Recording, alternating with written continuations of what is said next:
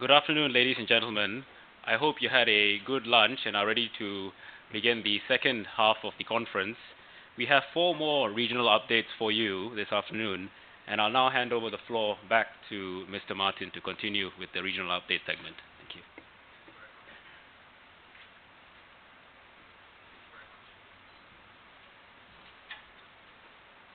you. This afternoon for the second session is Agus Kartasamata from Indonesia, Chan Lang Sun from Singapore, Daud Ismail from Brunei, and Lam Kulen from Malaysia. Could I call Agus, please, to take the lectern? Thank you. Agus is a board member of the Indonesian Arbitrators Institute, a practicing civil engineer, a Bani panel arbitrator since 1996. He also is a mediator, mainly practicing in construction dispute matters. Thank you very much. Thank you, Martin. Ladies and gentlemen, first I would like to ask for apologies because our chairman, Mr. Anangga Rusdiono, could not attend due to this unavailable concern. But anyway, he would like to bring the report as follows. Country report. Current update of Indonesian arbitration. Dear colleagues, firstly, I would like to ask for apologize because our chairman said that Anangga Rusdiono could not attend due to his unavailable concern. As in previous year, arbitration in 2014 also continued to be one of the most popular means of dispute resolution in jurisdiction in Indonesia. Despite of the same old problems, which usually correlated with the question of whether an international arbitration conducted in Indonesia is an international or domestic arbitration, or the issues pertaining to arbiter award enforcement, arbitration is still deemed as the most preferred alternative dispute settlement in Indonesia. In Indonesia, besides Bani, there are already several arbitration institutions who deals on specific legal issues such as BAPMI, the Indonesian Stock Exchange Arbitration Board, Basarnas, the Indonesian Sharia Arbitration Board, and BAKI, the Indonesian Sport Arbitration Board. It is expected that many arbitration institutions will be established as the implication of new regulation in financial services sectors, background by consumer protection need in the financial sector such as a bank, insurance, leasing, pension fund, and security market. The Financial Services Authority, OJK, has issued the rules of alternative dispute resolution so that its commercial association of the financial sectors must have an ADR institution before 31 December 2015. ERB is non-politic, non-affiliated as a non-profit professional independent institution. Scope of activities cover, among others, first, assisting arbitration in getting advanced training and education on arbitration and alternative dispute settlement. Second, socializing, understanding, use, and benefit of arbitration and alternative dispute settlement. And third, holding seminars, workshop, research, and other activities correlated with arbitration and alternative dispute settlement. Regarding the function of ERB, as being mentioned above, I will further elaborate the development of arbitration in Indonesia in several issues as follows. The promotion and socialization of arbitration has been intensified through the initiative of the government or private sector endeavors.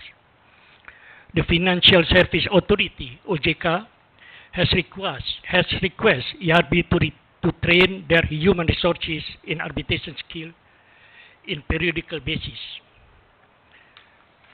With the cooperation of Assistant of Bani, we have conducted short course and seminar to the government institutions such as the Minister of Public Works and also with the education institution.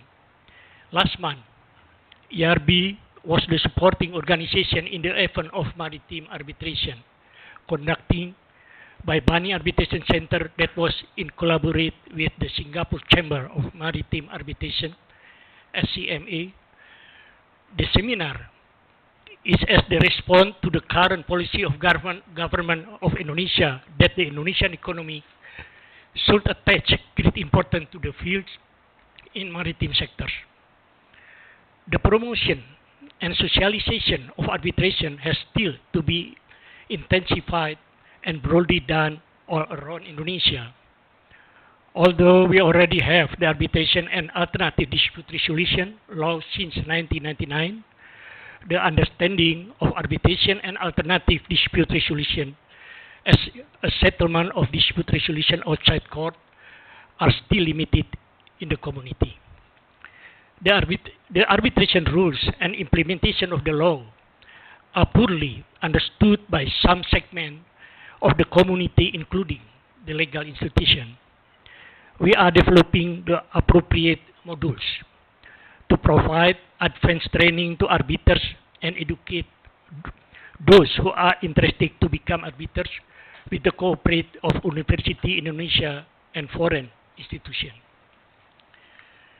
On the other hand, with the increasing of the number of cross-border transactions in Asia-Pacific region, generally involves parties from different legal systems which have different perspective, understanding, or interpretation.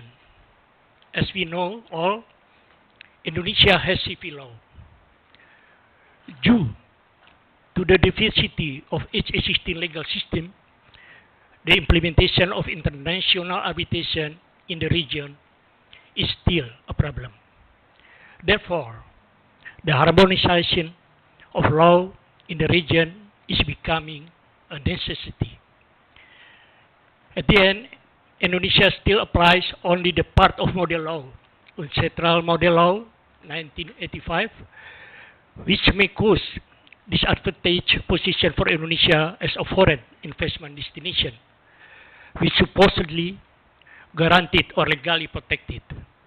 Therefore, we are also involved in the effort to take the initiative to amend the existing arbitration law number 30/1999 to be harmonized with the model law, to cover among others interim measures so as to make Indonesia a really friendly arbitration country. Thank you. Thank you very much, Agus. It's heartening to see that arbitration is one of the most popular forms of dispute resolution in Indonesia, a huge market, and I can see that IRI are going to play an important part in the education of arbitration. Thank you very much. Now, ladies and gentlemen, I would like to invite Chan Leng Sung from Singapore to take the rostrum. He is the president of the Singapore Institute of Arbitrators, heads the dispute resolution practice of Baker McKenzie Wong and Long, and is Baker McKenzie's Asia Pacific head of international arbitration practice. He was appointed as senior counsel in Singapore, which is equivalent of QC, in January 2011, and is also a chartered arbitrator on the panels of many leading arbitral institutions. He has a broad commercial practice in international trade, insurance and company law, in addition to many years of maritime-related work. He serves on statutory tribunals in Singapore, such as the Income Tax Review Board, and has taught law at leading Singapore universities. He was a legal officer on the UN Compensation Commission in Geneva, and has published widely international journals, as well as being an author or co-editor of several books. Leng Sung, over to you. Thank you, Mr. Chairman. Now, these were the topics that our host, Mr. Lam Kolun, suggested that the panelists deal with.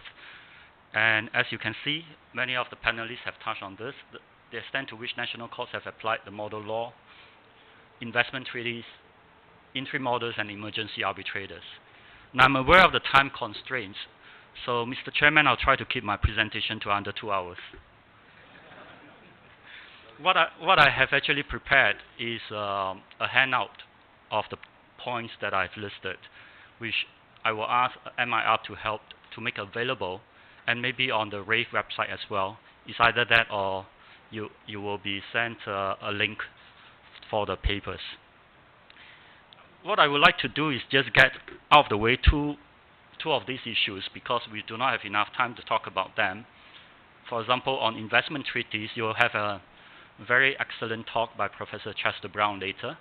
And I just want to point out here that Singapore has a statute that gives effect to exit for investment treaty arbitrations. And exit, as many of you know, is a very special branch of arbitration for state investor-state disputes. But investment treaties are not all decided under exit.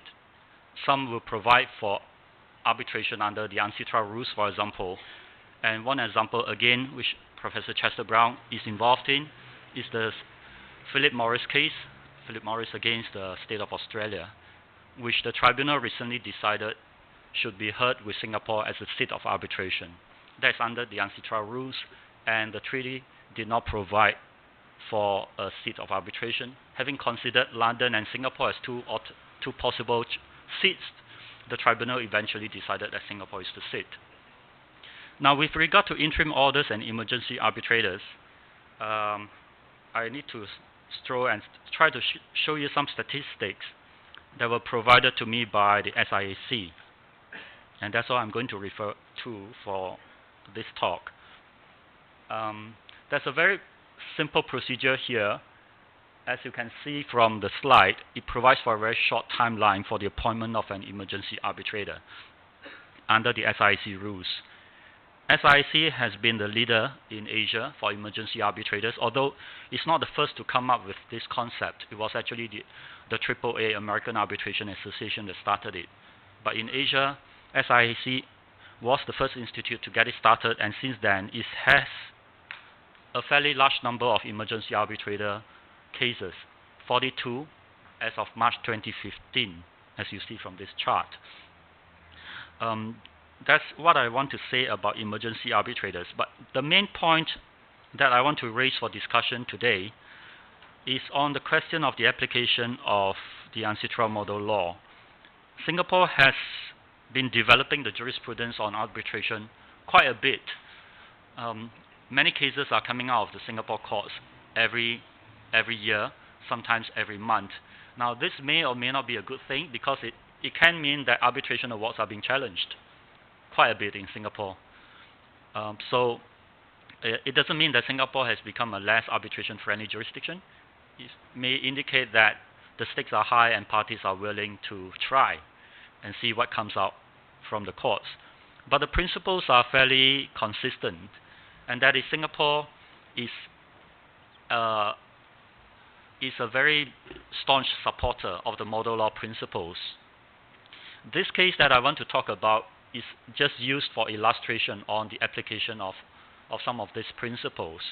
The facts are fairly involved, and I won't go through them except just to illustrate the application of the principles. But before I go into those facts, maybe we can take stock of what are the grounds for challenging an award. And there are many grounds, but the ones that many of you would probably have come across would be a complaint that the tribunal had not complied with natural justice, had not given parties an opportunity to be heard, or one party was unable to present its case. That's a ground that's recognized under the UNCITRAL model law for setting aside an award. The other common ground is that the tribunal acted outside the scope of the submission to arbitration or acted without jurisdiction. So many of you would have seen variations of these grounds being applied or being relied on by parties. So Singapore's statute also, of course, uphold these as exceptions, and there is a breach of natural justice catch-all provision under the Singapore International Arbitration Act. So what are some of the scenarios you have come across? There will be a complaint, for example, that the tribunal had misunderstood the party's case, all right, or had ignored one party's arguments, and so on and so forth. But to what extent can you use this as a ground to challenge an award? Okay, and sometimes the line is not so clearly drawn, but it's actually quite timely for us to go back to the principles and see, look, there are certain grounds that you can rely on, and certain grounds really border on an attempt to appeal from the merits of an award, which is not permissible. If we talk about the other ground, and that is on the question of jurisdiction, now that is a very different matter because the tribunal might make certain decisions on its jurisdiction, but these decisions can be heard afresh by the court, either when there's an appeal from the decision on jurisdiction to the court, or at the end of the day when an award is rendered and there's an attempt to set aside the award. Now, in the case of jurisdiction, it is a de novo hearing. The courts will hear the arguments afresh, and that is actually going into the merits of jurisdiction. But with regard to the other attempts, that is on the ground that the tribunal had misapplied the facts or the evidence, had not understood parties' cases, these are clearly not matters that you can use as a ground for setting aside, unless you can squeeze them within the confines of breach of natural justice. So if we go back to this case, in Singapore there are many cases which names are quite hard to remember because they have all been anonymized. So these are not the real names of the parties. There are many cases starting with A, ABC, AKN, and so on. And actually, just this year alone, there have been a few cases with very similar sounding acronyms, and I find it hard to keep track of them myself. But this case is easily referred to as a Lord of the Rings case, thanks to the first instance judge, who very creatively replaced all the parties' names with characters and places from Lord of the Rings as a way to preserve confidentiality. That makes the case doubly interesting, and the Court of Appeal decided to follow that device. So this case involves a producer of mithril, of course it's a fictional product, in the land of Moria in the city of Erebor. Okay? Now, this producer had secured creditors and owed taxes to Erebor. Assets were sold to the purchasers AKN and AKO, and there was an asset purchase agreement. Okay? It's important to bear in mind there are two main agreements here. The first one is the asset purchase agreement. It's between the purchasers, the company that was in liquidation, as well as the creditors. Okay? And this asset purchase agreement had a provision for arbitration in Singapore. Then, the purchasers issued notes to the creditors because they were getting assets that the secured creditors had a right to. So in exchange, they issued certain notes to the creditors under an omnibus agreement. And these notes could be sold on the secondary market, and in fact, there were funds which purchased these notes. And the omnibus agreement did not provide for arbitration; it provided for the jurisdiction of the Moorian courts. Now, in return, the secured creditors had certain obligations to make sure that the assets were free from encumbrance when they were sold to the purchasers.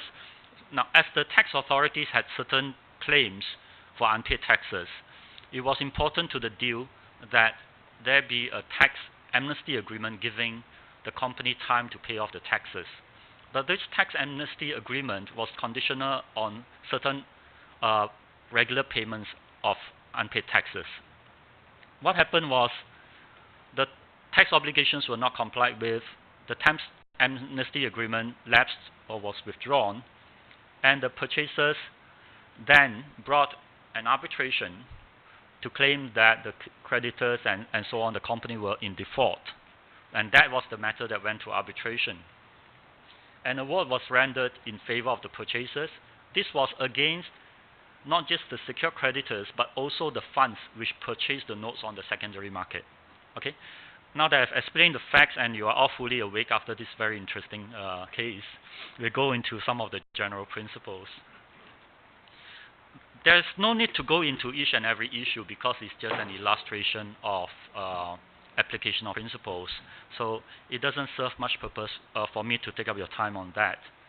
But one thing that's quite important to bear in mind is that you can set aside an award or part of an award if a tribunal had mistakenly thought that one party had abandoned part of his case. All right?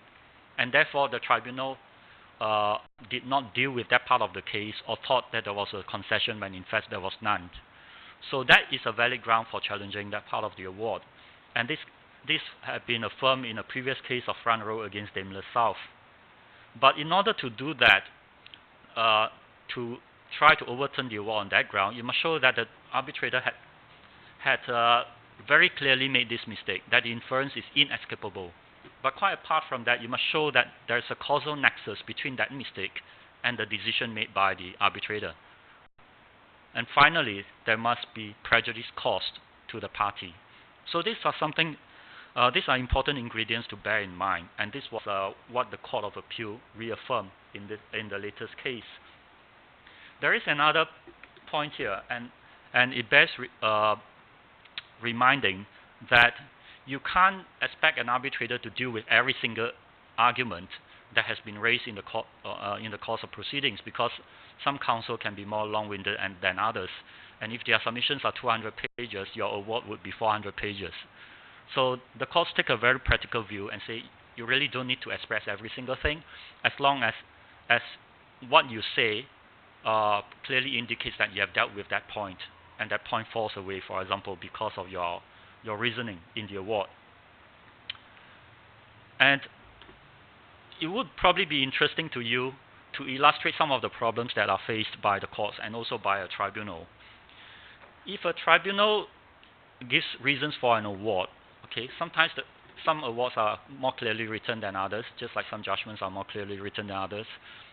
And when a party tries to nitpick on the award, he may end up using that as a backdoor attempt to argue the merits. And this is a very good illustration. Just look at this. In this case, there was an award of 62 pages. When the party tries to set aside the award, they made two affidavits which had 3,200 pages, 8 volumes of documents, oral submissions 1,300 pages, written submissions 240 pages. Imagine the volume of materials that the judge had to deal with. And finally, the court rejected the application to set aside the award. By then, 5 years has passed. The judgment itself was longer than the award. Okay, and the judge made a very good reminder that if you want to try to set aside an award, this is not the way to do it. All right. Really, the grounds should be so clear on the face that you don't need to have 3,000 pages of affidavits to set aside an award. Okay, and that's a very good reminder. And I'll finish with one point which has not been actually decided in Singapore. In Australia and also New Zealand, some courts have propounded the principle that if a tribunal makes a finding which is not supported by any evidence at all, then you may be able to set aside that finding, possibly on the ground of breach of natural justice. Okay, these arguments were attempted in 2 cases in Singapore, AQU against AQV. The other is TMM. The judges acknowledged the argument, but decided that on the facts, they didn't have to either endorse it or reject it, because on the facts, there was no case of the tribunal deciding on a point without any evidence whatsoever. And the question mark here I leave you with is whether this is something we should open up as a ground for setting aside an award in Singapore or Malaysia or any of the RAIF jurisdictions, except for Australia, which has already decided on that point. Although in Australia, I think it may still be open to arguments when you go up to a higher court. But my concern really is that when you try to do that, you may then end up again with 2,000 pages of affidavit evidence, trying to see whether there was actually any iota of evidence at all for the tribunal to make that finding. Would that not then be another attempt to go through the back door and reopen all the transcripts on the evidence? So that is one thing that we should bear in mind if attempts are being made to argue this no evidence rule. Thank you. I'll stop here. Thank you very much, Leng Sun. Singapore is known for its creativity in many areas, and it would seem that setting aside arbitration awards is another area of creativity. Thank you very much. Now, ladies and gentlemen, we turn to Brunei. Daud Ismail is the representative to give us an update for Brunei. He's an advocate and solicitor and a Sharia counsel. He has extensive experience in corporate, commercial, real estate, civil litigation, criminal law, and Sharia matters in both Brunei and Sarawak. He's a member of the CIARB and founding secretary and member of the Arbitration Association of Brunei. In 2014, he became a Sharia advisor in Islamic banking and finance. Thank you very much. Thank you, Mr. Martin. Good afternoon, fellow speakers, fellow delegates, ladies and gentlemen. I'm delighted to present Brunei report on the Brunei, the Arbitration Association of Brunei Darussalam in the promotion of arbitration in Brunei, and we are grateful to the continued support and collaboration among RAIF members, and also the support from our Brunei Attorney General Chambers. In Brunei, the use of arbitration has now become an important alternative methods of dispute resolution. In the country, as all government and state-owned companies are now stipulating arbitration as a means of dispute resolution in agreement that has been entered. Now, one of the biggest users of arbitration in Brunei is the government itself. This is in line with the amendment of Article 84 of the Article 84C of the Constitution of Brunei in 2004, which gives the government complete immunity before the state courts. Now, this has forced main contractors dealing with the government to adopt arbitration agreement in place of choice of courts clauses. And this has also in turn encouraged them to enter into arbitration agreement with their subcontractors. This has facilitated the process of dispute resolution, and of course would by and large contribute to the efficient economic development in Brunei. Now, as to the legislation that is being applied in Brunei, we have two legislation. Brunei Arbitration Order 2009, which is for the domestic arbitration, and we have International Arbitration Order 2009. In order to curtail the courts from interfering with the arbitration process, the Brunei government have updated the laws in 2009. The 2009 legislation was adopted to replace the previous arbitration legislation, formerly Chapter 173 of the laws of Brunei, and which is based on the 1950 English Arbitration Act.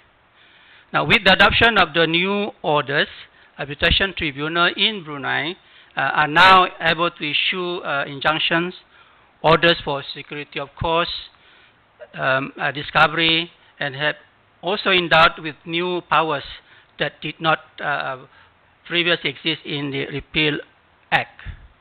Now, what is important to note that instead of the court making the appointment process, the AABD, through its president, is now statutorily authorized to appoint arbitrators in situation where parties fail to agree to reach an agreement.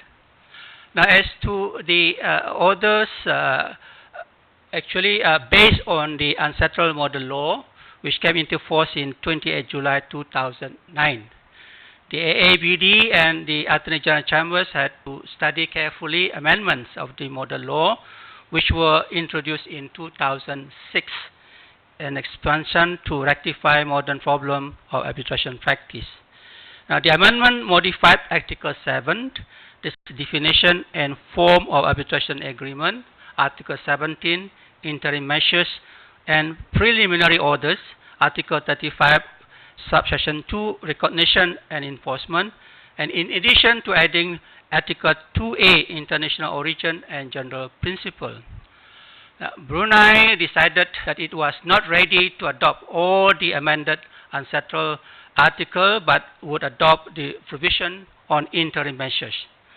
Article 17 would enable the integration of international arbitration into modern global commerce, which require courts, parties, and practitioners working together in harmony and close cooperation.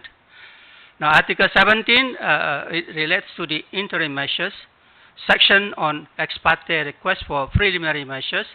There is a widespread agreement that some additional regulation of preliminary and interim measures is necessary because there is no consensus on that article. Consequently, as an alternative to the article, the Brunei courts give power to grant interim measures to assist foreign arbitration. I'd like to just quick touch shortly on resolving dispute under the Trans-Pacific Partnership Agreement. This is TPPA. Now, there is a potential for TPPA to grow into a multilateral investment agreement and currently includes Brunei and 11 other Asia-Pacific nations. Now, it is envisaged that TPPA is likely to be the second largest trade and investment agreement after the European Union. However, it is uncertain over the resolution of investor-state disputes under it.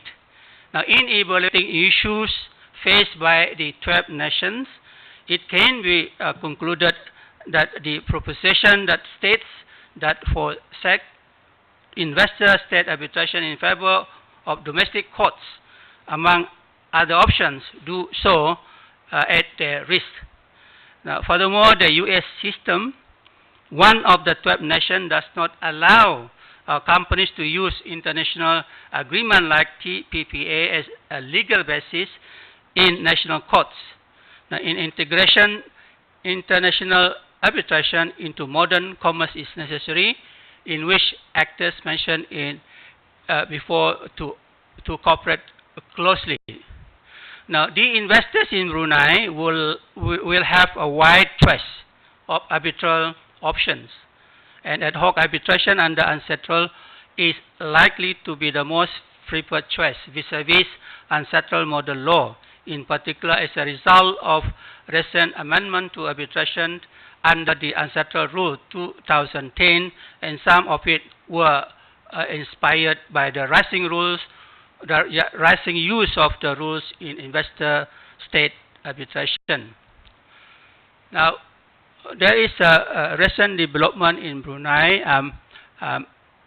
There is now a new Brunei Arbitration Center, BDAC, that has been provided by the government for the main purpose of holding arbitrations. Its role is to assist the dissemination of information on arbitration to the public, and also to assist AABD to hold educational training to the public.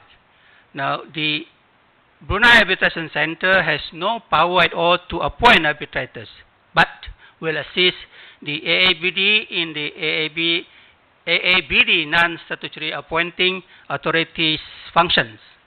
It is envisaged that we will be given space in the new premises once the renovation are completed at the end of this year. Now, in conclusion, the local disputes on agreement between parties are often subject to a choice of Brunei laws, require reference to arbitration, and thus Brunei is the appropriate place for case to be heard. This is also true in the setting of government contracts, where arbitration is the appropriate course in resolving dispute, because there is no legal legislation providing for proceeding against the government. In order to ensure success in modern global commerce, arbitration is the most preferred choice of ADR and require cooperation of three actors like courts, parties, and practitioners. Although the modification of the model law by Brunei on the granting of interim measures by the Brunei courts is necessary, it is important for it to reassure foreign parties that Brunei, as a state adopting the model law, is an arbitration-friendly place to settle international dispute. In ending, I'd just like to touch a small part regarding AABD mission and objective. Now, in addition to our function as the statutory default appointing authority, the mission statement of an objective of our AABD in the following: to promote, encourage, and facilitate the practice of settlement of dispute by arbitration, and to promote the study of commercial arbitration and law practice relating to arbitration. Now, to establish and maintain good relations with other appointing authorities and institutions arbitration in other countries, and to participate in activities of any reputable arbitration organization like we have today. We hope to continue to attain the above objective at the same time as our statutory duty, and in this regard, find the RAIF Conference continue to allow us to reach dialogue with the rest of the arbitral institution. Finally, I would like to thank IRB for hosting and organizing this 9th RAIF Conference in Kuala Lumpur. Thank you very much. Thank you, Dowd, and we wish the AABD every success with its mission and objectives in furthering arbitration in Brunei. Now, last, ladies and gentlemen, by no means least, we have Lam Ko Loon, who you've met today already. He is the president of the Malaysian Institute of Arbitrators, as you know, a partner in Shuklin and Bock in KL, and deputy head of its international and domestic arbitration department. He appears as counsel in court, arbitration and adjudication hearings, and also sits as an arbitrator and adjudicator. He has acted as counsel in major international commercial arbitrations, for which he has gained published recognition within the Asia-Pacific region. Thank you. Thank you very much, Chairman. Now, ladies and gentlemen, I've got 20 slides, and I have 10 minutes. So just please bear with me if I'm going very fast like a speeding train. But I try to capture as much as possible. So I'm going to time myself as well. Now, firstly, I'm going to deal with the application of model law principles in Malaysia. So generally, the question is that how has Malaysian courts applied the model law? I will just give just one sentence to sum up. I think that the Malaysian courts over the last few years has been very much arbitration friendly, pro-enforcement, but at the same time has also struck a balance between what is right in just merely enforcing an award. The courts have actually decided to say that if assuming that the awards defective for reasons that fall under, for instance, Section 37 grounds, Section 37 of the Arbitration Act, which is equivalent to Article 34 of the model law, then those are situations that the courts would not unhesitatingly set aside such a word. So there's a balance drawn in those cases. I'll first like to highlight the first case, which is the case of Perwira Bintang Holdings Sdn Bhd versus Government of Malaysia. Now, in this case, essentially, again, an award was given.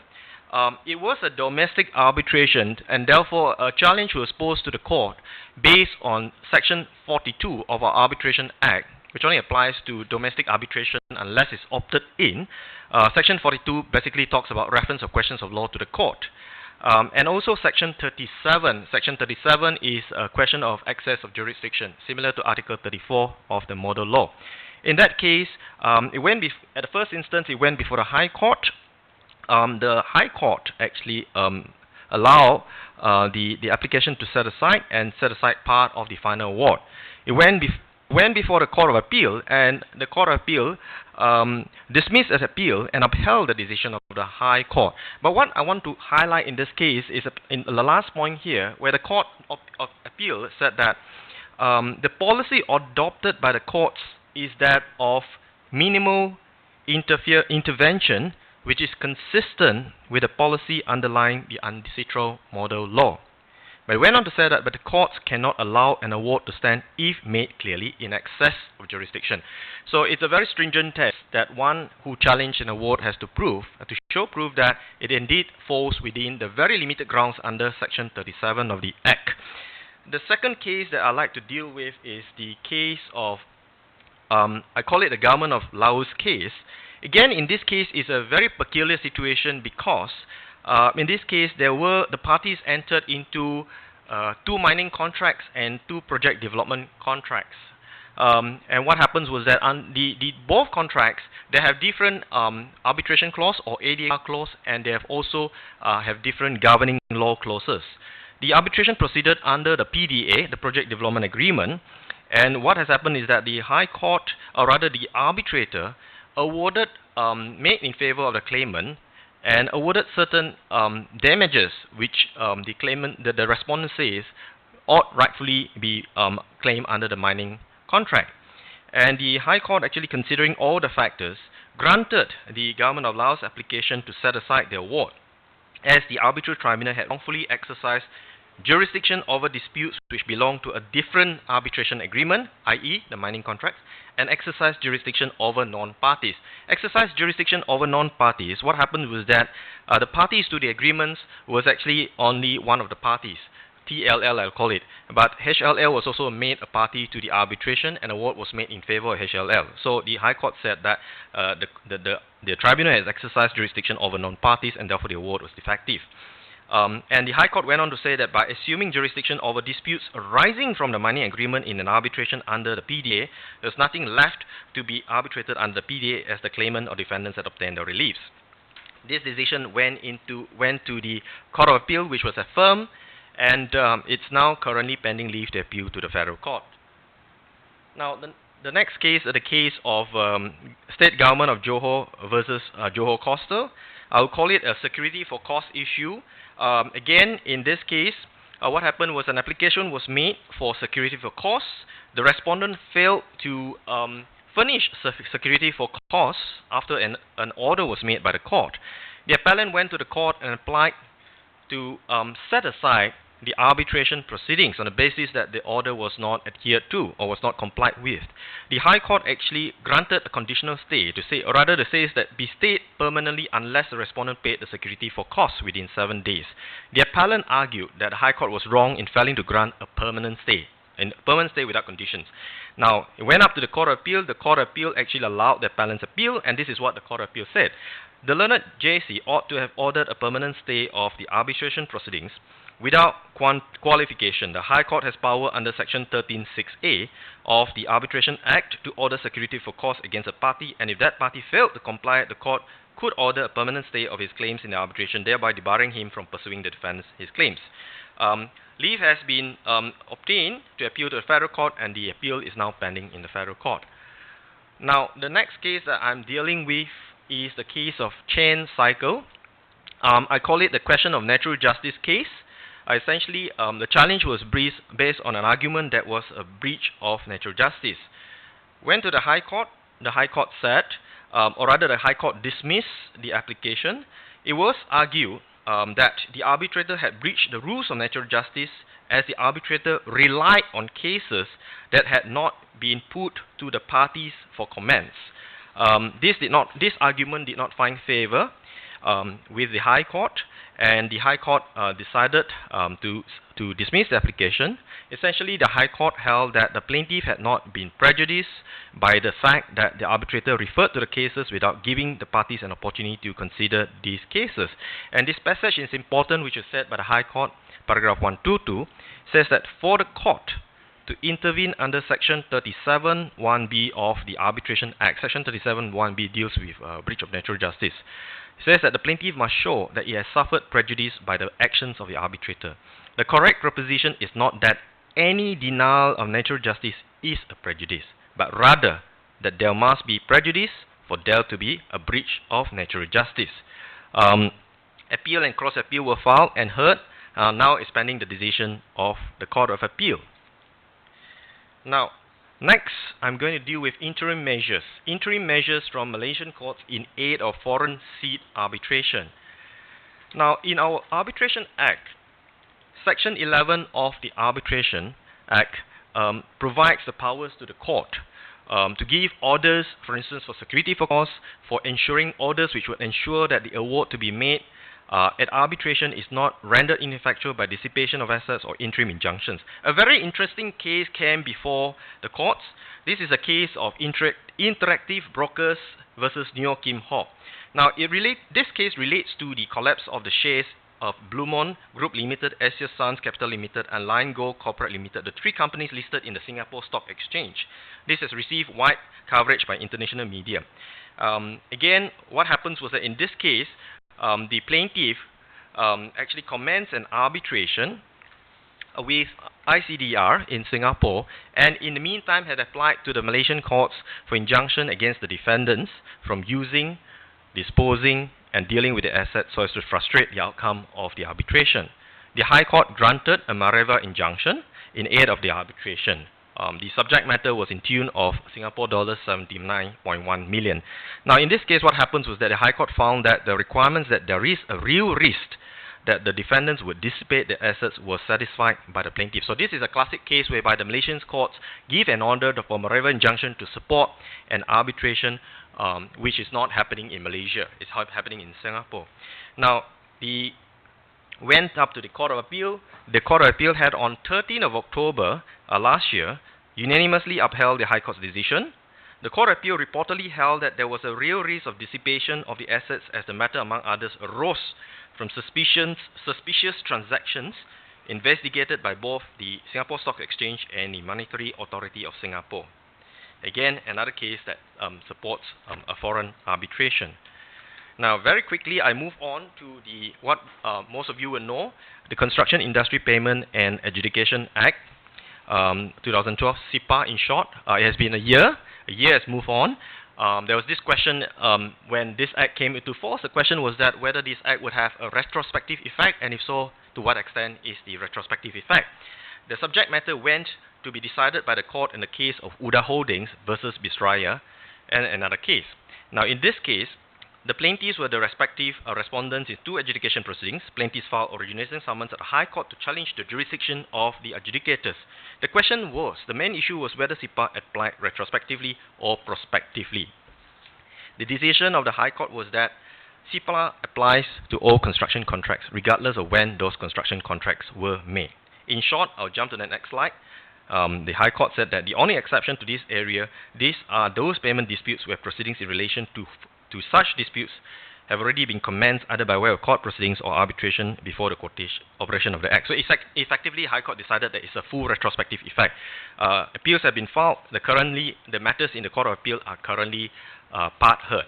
Now, before I close, I know I've gone on past the time slightly. I'd just like to acknowledge, and I'm actually very honored, I'd like to acknowledge and honor that the judges who actually decided some of the cases that I've referred to earlier are actually present with us today in this conference, and I'm very happy to see that. And I shall close by saying thank you. Thank you, everyone. Thank you very much, Kowloon. Well, ladies and gentlemen, that concludes the 7 country reports in record time. I have to say, I commend all of the speakers for conveying such a lot of information in such a short time. As I said, unfortunately, we don't have time for question time. Just to sum up, I hope you'll also agree with me that all 7 country reports represented today have demonstrated enthusiasm in education for arbitration, as well as being areas where arbitration law and practice is developing to meet the needs of the parties who resort to ADR techniques. So with that, ladies and gentlemen, I'd like to thank all 7 speakers again, and please join me in doing so. Thank you.